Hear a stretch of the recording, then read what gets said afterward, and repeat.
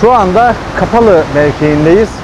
Bulunduğumuz yerin adı Kibar Değirmeni, Kibar Şelalesi olarak adlandırılıyor. Daha önce de söylemiştim, şelaleleriyle meşhur bir kentiz, Ordu'yuz.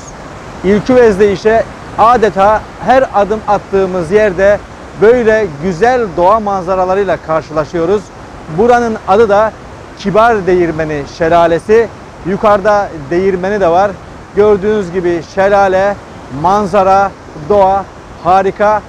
Lütfen biz yerli turistler doğayla artık doğa turizmine başlayalım. Hepimizin aklında işte yurt dışında Alp Dağları var diyoruz. Bence ben Alp Dağları'nı görmedim. Ancak videolarda gördüm, fotoğraflarda gördüm. Siz gelin aslını burada görün.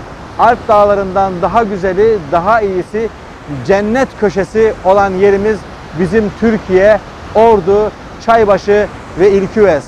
Her adım attığımız yer şelale, her adım attığımız yer kano yapılabilecek bir yer, doğa harikası bir yer olarak gözümüze çarpıyor.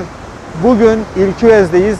İlküvez'in şelalelerini bir bir sizlere Ahmet Bölükbaş'ın görüntüleriyle benim de nacizane sunumumla sizlere aktarmaya çalışıyoruz.